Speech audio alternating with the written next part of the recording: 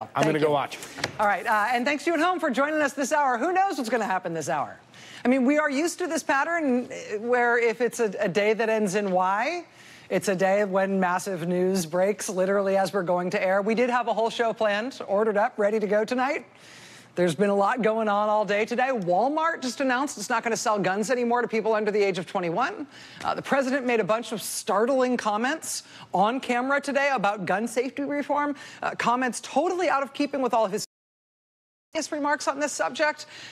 Therefore, and for some other reasons, nobody really thinks he meant any of the things he said, but still he said them, and he's the president, so there's chaos around those remarks themselves. Then the White House communications director, Hope Hicks, suddenly resigned today without warning. Our newsroom, our sort of cubicle farm set up to work on my show, is in the sort of corner of the building here, and way down at the other end of the floor is the folks from Chris Hayes' show, and around the corner there's a couple of other shows.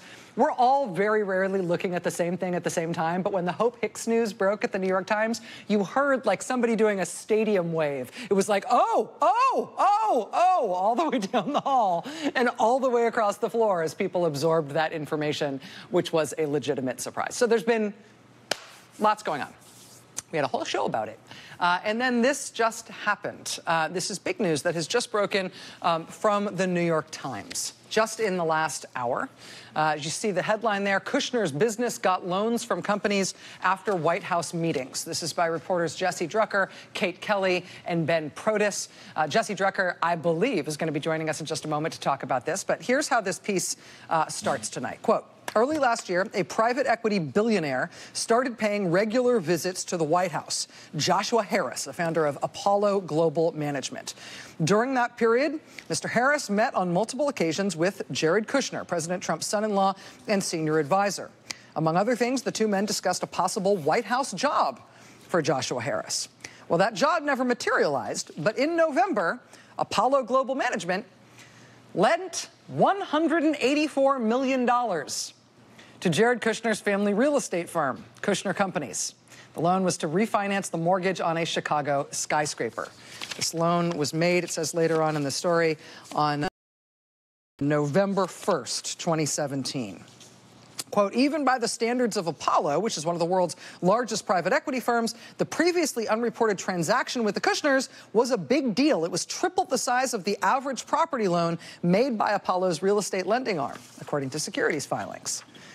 So that loan, $184 million, after these meetings at the White House between the Apollo guy and Jared Kushner at the White House, in which they talk, among other things, about a potential job at the White House for the Apollo guy, that $184 million loan, that was one of the largest loans Kushner Companies received last year.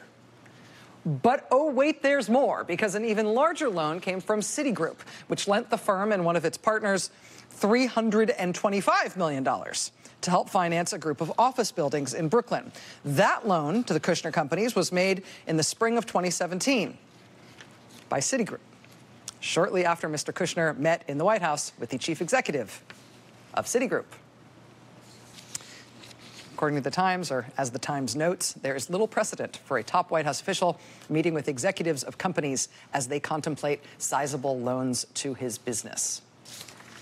Now, obviously, there's important context here in terms of what's going on with Jared Kushner right now and concerns about him in the White House. This is not the first concerning report we've had just in the last few days about the presidential son-in-law and senior advisor potentially mixing his government responsibilities and his private business needs in potentially dubious ways. Right? This is not even the first such concerning report in the last 24 hours.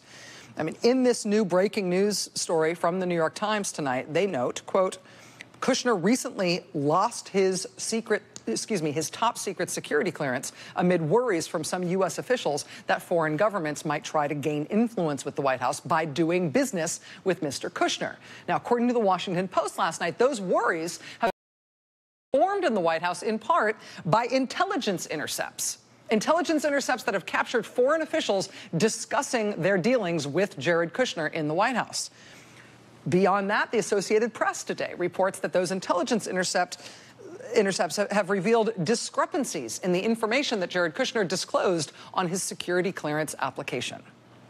Well, now, tonight we learned that Kushner's companies in which he partially owns them or he holds a stake in them, they have received hundreds of millions of dollars in loans from entities whose executives have been meeting with Jared Kushner regularly in the White House in his capacity as a senior White House official. Now, I should note that Jared Kushner's lawyer, Abbe Lowell, tells The Times tonight that his client has met with hundreds of business people. He says Kushner has taken no part of any business loans or projects with or for Kushner companies since joining the White House. A spokesman for Kushner Companies, according to The Times, says Mr. Kushner's White House role has not affected the company's relationships with financial institutions. Quote, stories like these attempting to make insinuating connections that do not exist to disparage the financial institutions and companies involved. Both lenders also denied the loans had anything to do with the White House meetings. But just to be clear here, at least according to The Times, we're talking about that Chicago skyscraper loan from Apollo and the Brooklyn Buildings loan from Citigroup. According to The Times tonight, Kushner still owns the part of the Kushner companies that received the Apollo loan for the Chicago skyscraper, and Kushner also still holds a stake in the entity that owns the Brooklyn Buildings, which got that loan from Citigroup. Again, this is hundreds of millions of dollars being shoved at him and his personal business interests while taking meetings with executives from those lenders in the White House in his capacity as a White House official. This is worth throwing out the show for, as far as I'm concerned. Joining us now is the New York Times' Jesse Drucker. One of the on this story tonight, Mr. Drucker. Thank you for running over here. Thanks for having me. I understand it was hard to get here in time. It worked out.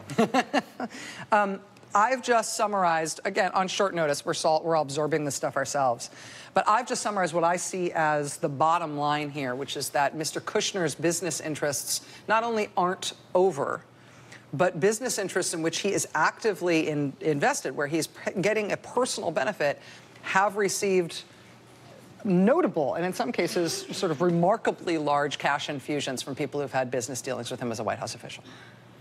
Yeah, I mean, so, to step back for a second, right, when Jared Kushner joined the White House a little over a year ago, he quit his job as chief executive officer of Kushner Companies, but for the most part, he held on to his ownership stake in Kushner Companies. He divested some small portions of his stake in the company, basically selling them to a trust controlled by his mother, but for the most part, he held on to most of his stake in the company.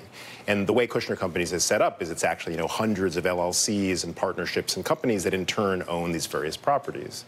He continues to hold on to a bunch of apartment buildings in Dumbo in Brooklyn, and to a high-rise office building in Chicago, the AT&T Midwest headquarters there on Randolph Street.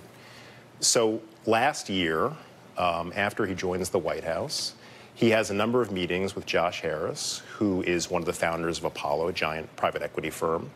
And the two of them are discussing a number of things, including a possible job for Mr. Harris. And the job doesn't materialize, it turns out, but something else does, which is a few months after, a few months after a series of meetings with Mr. Kushner, Mr. Harris's firm, Apollo, makes this sizable loan to Kushner Companies to refinance this building in Chicago. $184 million, which is both a very large loan by the standards of Kushner Companies and an enormous loan by the standards of Apollo. Apollo's